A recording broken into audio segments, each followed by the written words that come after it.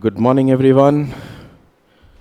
And it's so heartening that the last day of the workshop, and with so much of fun and frolic yesterday, we still have a 75% presence in the hall. Just goes to say what a tremendous job this cranky genius man looking at his mobile right now is doing in trying to generate an interest in Vertigo. Salute to you. Why don't we all get up and give him a standing ovation? This man has changed the face of Vertigo in India. He's actually created an interest for us. He's made us feel that, yes, lesser mortals like us with lesser intelligence can still deal with Vertigo. Thank you, thank you, thank you. Okay. Now, I have been asked to speak about red flags in Vertigo, and as usual, I'll try to give it a bit of a twist. I will not straight away give you the red flags. Then in that case, I would rather finish off my presentation in 2 minutes and catch my flight back home. What I am going to do is show you 4 cases. 4 cases that I have encountered in the last 20 years of my practice. And then, if we feel like, we can always have a fight as to what the red flags in Vertigo should be, how much do we actually understand the vestibular system, so on and so forth. So here goes. This is not working.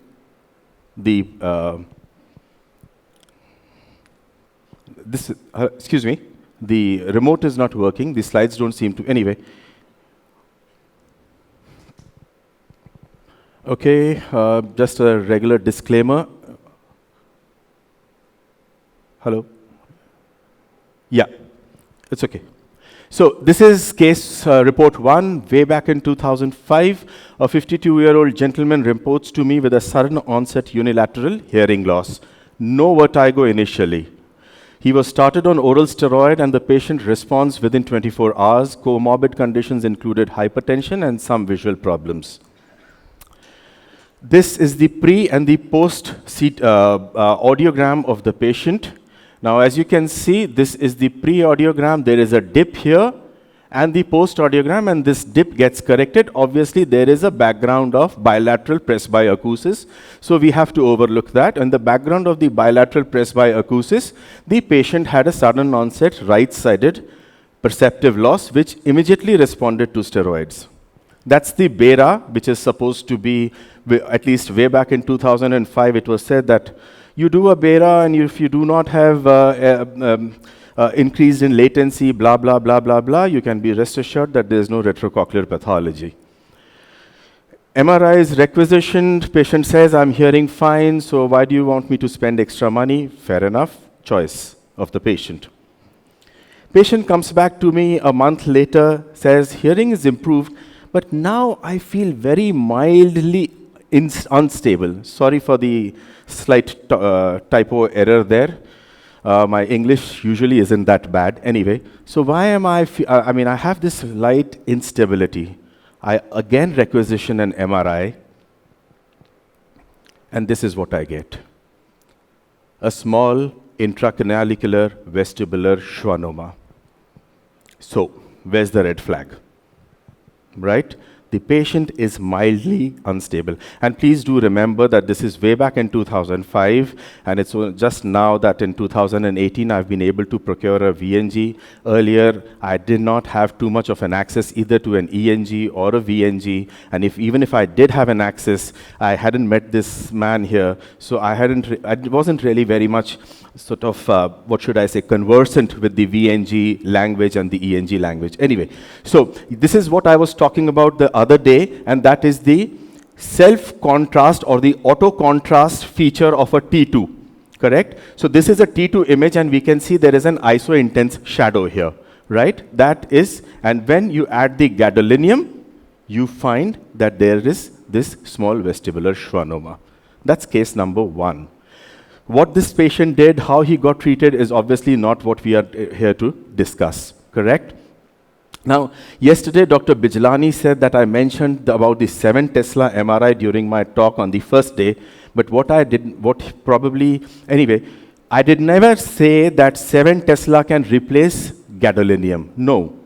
What I said, and I remember it very clearly, is whether it's 1 Tesla, 1.5, 3, or 7 Tesla in future, as of now, you cannot circumvent GAD. Irrespective of what you do, GAD has to be used. Whether you use a 7 Tesla in future is a different question altogether, but the fact is that GAD has to be used. This is my second case report. A 42-year-old male reports to me in October 13 with a dizziness for about 4 to 6 weeks. Initially, the character was mainly right lateral, lying down, fatigability, and then gradually it became a little more constant and with any head movement. Obviously, we could have thought of a BP. At that point of time, for me, it was BPPV. Now, thanks to Dr. Vishal Pawar, I know that I'm more confused because I need to consider 20 different kinds of positional vertigo. Thank you so much, sir, for confusing me. Anyway, clinical examination reveals 3, 4, 6 normal, 7 normal, but somehow I thought there was a right beating nystagmus on right lateral gaze. Hearing evaluation, normal 2013 of October. Vestibular investigations, VNG, done somewhere else. As I said, I did not directly have an access, so that shows a right peripheral vestibular lesion. The SVV, a compensated right peripheral vestibular lesion, and a V hit, a right anterior semicircular canal lesion. Asked for MRI, not done. Fair enough. About 4 months later, or rather, 5 months later, the same patient reports again with a sudden onset altered hearing in the same ear for 1 week. With tinnitus, that's the right side. The dizziness which was present earlier has now improved. The only time he has dizziness is when he drives while golfing. So he used to specifically tell me, Doc, I drive while golfing, and when my head goes up, I just feel this spin for a second. Pure tone audiometry, right, moderately severe, predominantly perceptive loss, started on steroid, improves. Asked for MRI, fortunately, the patient gets it done this time. And what do we find? There's something here. Look at the other side and look at this side. There's something here. There's something here. I hope I'm not making a fool out of you, right? After the slightly heavy radiological scolding that you all have received from me on the first day, I hope you're able to make out the fact there is a pathology there, correct? Yes, no? Yes, no? Good. So, do we have a pathology here? Do we have it here? No. That's a posterior semicircular canal. So this pathology is where? It's right behind the posterior semicircular canal. So what is an important structure behind the posterior semicircular canal? So that's an endolymphatic sac duct tumor. Where's the red flag, sir? Okay. So that's an endolymphatic sac tumor there. Can you see it very clearly now? Retrospectively, I asked for an HRCT because I need to see whether there is bone destruction as well or not. And what does the HRCT reveal? It reveals exactly what I am expecting. May I be permitted to say that both the MR and the CT were reported normal. So, start reading your scans. Please, start reading your scans. No one can read a CT temporal better than you can, because you are the ones who know the inside out of the complex anatomy that exists within the temporal bone. Right? So, do we have a pathology here or no? Yes, no. Allowed yes or allowed no? That's the coronal oblique sagittal. You can very beautifully see the relationship of the vestibular aqueduct along with the posterior semicircular canal going towards the dura, towards the subarachnoid space. And can you see a lesion here? Yeah? Nothing here. Can you see the lesion here? So, case number 2. Presence of endolymphatic sac tumor.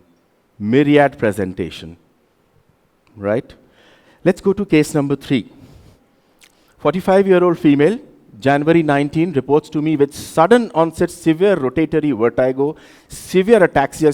She cannot walk across the passage in my clinic to come to my consultation room. Her mom has to hold it. She has to take support of the wall to come across up to my consultation room with nausea, vomiting, no associated hearing loss, no tinnitus, no comorbid conditions.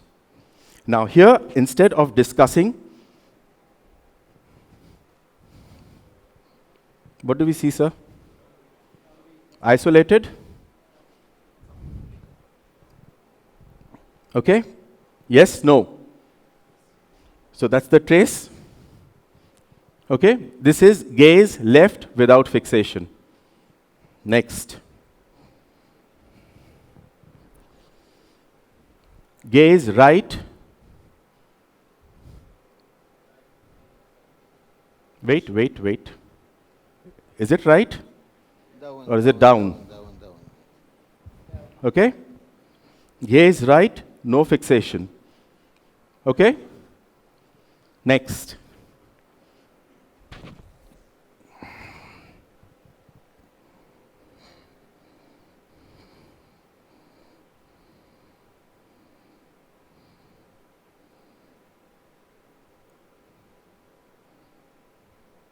Yeah? Yes. Okay? Fair enough? Not misleading you, I hope. Head impulse, head shake.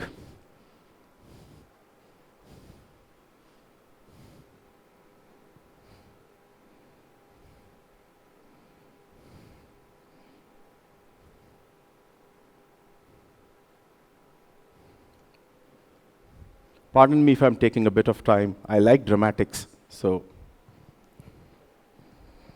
Yes? Okay? I call a big boss. The patient is improving. This is not on the first consultation. The first consultation, she was in such a pathetic state that she said, look, I'm not doing anything, just make me feel better. She comes back to me after 3 days, right?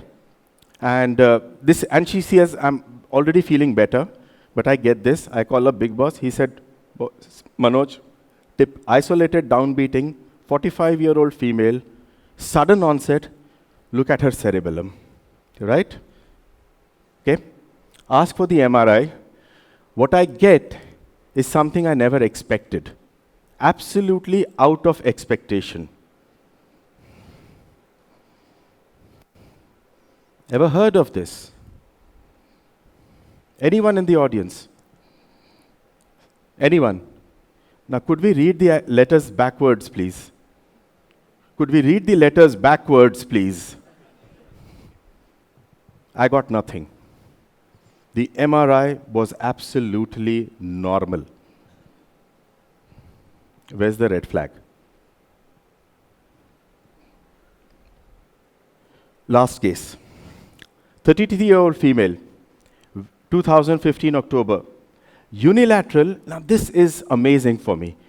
Unilateral, left-sided, long-standing, progressive sensorineural. The entire progression from, I don't know when, because I saw her much later. I saw her when it was already 6 years. So the entire progression to a profound loss had happened within the first 2 or 3 years. And she had had multiple consultations all across the country. She had multiple consultations all across the country, unilateral, left-sided, long-standing, progressive, perceptive loss, which by now was profound. I'll show you her audiogram. She had no dizziness, no instability, no ataxia, nothing. She was sitting in front of me, talking to me as normally as a human being can. Comorbidity, hypothyroid, mere hypothyroid, nothing else. She had had multiple ENT consultations. This is what her audiogram looked like. Profound loss on the left ear. 6 years. Not 1, not 2, not 3, 6 years.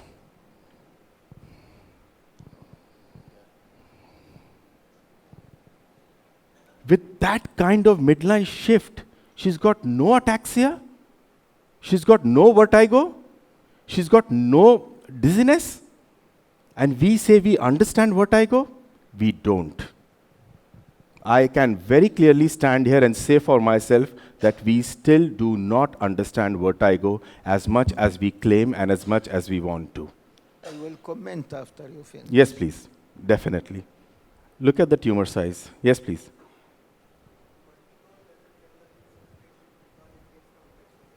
So,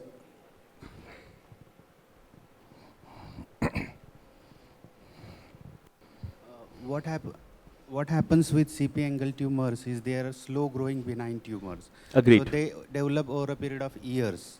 That's why the patients don't complain of vertigo. It gets compensated. And acoustic neuroma is misnomer. Actually, it is arising from vestibular part. But it we've starts had the- compressing. yes, no, so no. that- But it's a- what it's a- I'm telling, yeah. what I'm telling is, vestibular symptoms don't develop initially. Once it starts compressing the auditory part, like cochlear nerve, then the patient starts developing slow onset. This is in the natural history of all CP angle tumors. Most of the CP angle tumors. no. So there would not be any cerebellar symptoms in this patient either? Yeah, in this patient, if you I'm talking about this patient. If a neurologist examine, I think there will be cerebellar symptoms and signs. So, see, what I'm trying to say is let's not be rigid about things. no. Let's not be rigid about the fact that vestibular schwannoma will not give rise to vestibular symptoms or it will give rise to It is vestibular in symptoms. literature. Literature mentions that. Literature is what we write from our personal experiences, and I'm just sharing my personal I will experience. tell you one thing. During my residency in neurology in Andhra Pradesh, it was regularly, every weekly we presented a case of CP angle. Whenever there is no case because of Arogyasri, we will get one CP angle tumor.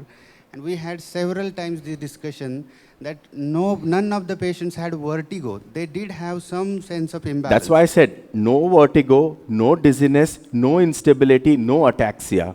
I did not use the term only vertigo if we go back to my first slide. No, I'm telling the explanation. You said that we don't understand vertigo. That I'm explaining that sentence. We understand it. We have a small tumor in the canal and the patient is unstable. And we have a huge tumor with a midline shift with pressing the cerebellum, and the patient is not ataxic, not unstable. Let's be honest with ourselves. Let's not have the arrogance to say that we understand everything. The day we say we understand everything, we stop learning. If we understood everything, we would not be having a balance gone here. If we understood everything, research would stop. What I'm trying to say is the myriad presentation of different pathologies. The fact that this patient had a tumor that size for 6 years and not a single MRI was requisitioned. Please look at it from the patient's perspective rather than our ego perspective. We are not here to, the patient is going to ask us, I have had this for 6 years? Most of the people said, आपके कान का कुछ नहीं हो सकता, आपका ये, how many of you would have said that? Please be very fair and honest. Ma'am, आपके कान का कुछ नहीं हो सकता, आप एक कान से काम चलाइए. Please, show of hands. How many of you would have said that? Come on, be honest. I think the number is much higher. Right? Yes, sir? Rohiwal, sir? Right. But that is because you've been hearing about all this. But she was told by each and everyone, आपके कान का कुछ नहीं होगा madam, बस आप दूसरा कान बचा के रखिए. So, point is, I told you, at the end of the talk, we can always have a fight if we want to, because I was expecting something like this. So I am like this. For me, vertigo itself is a red flag. I am Ferdinand the Bull. I have vertigo, my antenna is raised. Full stop. I have always said this, it's always better to sleep better rather than eat better. I need to know and the patient needs to know that मेरी खोपड़ी में कोई problem तो नहीं है ना boss. Full stop. Simple as that. What my VNG says, what my clinical examination says, if there is vertigo, there is something going wrong. And if there is something going wrong, it's not necessary that we will always be able to explain everything. I hope I've generated enough controversy. Thank you. Thank you very much, Dr. Manoj. I always enjoy your talks. To a great extent, I agree with his concern. Thank There is God. there is two simple rules. Any asymmetrical sensory neural hearing loss should get an MRI. So any kind of even sudden sensory neural hearing loss responding well to steroid, we have a case series of cases which show it to be acoustic neuroma or vestibular schwannoma, whatever you call it. Because the mechanism of hearing loss in vestibular schwannoma is different. It could be because of the toxins, compromise of the blood supply, because of infiltration to the nerve, so different mechanisms. So we have just last month, we have a 16 years old girl with sudden unilateral moderate sensory neural hearing loss. And she showed it to have intracanalicular vestibular schwannoma. So as a rule, any kind of asymmetrical sensory neural hearing loss should get an MRI. Rule 2, any kind of vestibular asymmetry, again, should get an MRI. So if you have a case with, like it looks like neuritis, honestly, I cannot be sure it's a neuritis unless I do an MRI. Because it means something, there is asymmetry, vestibular asymmetry. So the asymmetry can be because of viral infection, can be because of vestibular schwannoma, can be because of a vascular compression lobe, or any other condition. So if you have in your finding, the finding suggests asymmetrical sensory neural hearing loss, asymmetrical vestibular loss, like weakness on one side, hypofunction on one side, something. Even those with migraine, in the diagnostic criteria of migraine, it's written in the number 4. It should be, cannot be accounted by other condition. So how you know the other condition? Unless sometimes you get an MRI. In our experience, the yield of MRI in vertigo patient is very, very low. Less than 1 or 2% of cases show positive finding. And sometimes it just create confusion. You see that white dots, non-specific white dots, and the controversy starts to arise. It's MS or migraine or something. Sometimes it's counterproductive. But it just makes these rules and keep a sense. Any case resistant to repositioning, it doesn't respond to repositioning. Whenever your data is not satisfactory and you are not sure, don't hesitate to request a radiological study. But on the contrary, majority of the flow, benign paroxysmal positional vertigo, the most common cause of vertigo, you can, based on the video nystagmography and the response to repositioning maneuver, cleared, be confident. You don't need to request any kind of radiological studies. Migraine with a chronic history and with the symptoms responding to the lifestyle modification or the medical treatment, because migraine is very common. 20 to 25% of the population, they do have migraine, and half quarter of them, they do have vestibular symptoms. So you cannot ask for everybody MRI. But it's the right thing. Yes, we respect his experience, and my father himself, he has a vestibular schwannoma, and he has a unilateral tinnitus and hearing loss. I was in the just beginning of the medical college. So year 1, year 2, until year 3, every time he go to the NT, they do ear wash, something, wax, something. That's what's going on. By third year, I was in third year in the medical school, he started to develop some numbness. I told him, Dad, let's to go to a neurologist. So the neurologist asked for him a CT. And it showed really a huge acoustic neuroma. At initial diagnosis, it was 3 by 3 centimeters. It was something huge. But to answer the second question for you, my father is still alive. He didn't operate. That diagnosis was more than 30 years ago. He can walk and he can go. The only balance system he got at a time, he never complained dizziness or vertigo. At a time, just 12 years back, for a few days, he gets some unsteadiness for just a few days, which is resolved. So the brain, the vestibular system can compensate for any gradually growing tumor for vestibular system. For intracranial, the brain can do some accommodation. If you have a slowly growing tumor, some anatomical accommodation can happen. So I am also sharing a real experience of my father. So, but the rule, whenever you have asymmetrical sensory neural hearing loss or have asymmetrical vestibular loss, your diagnosis will never be complete unless you get an MRI. Thank you. Just one point I'd like to add about what Dr. Manoj has said.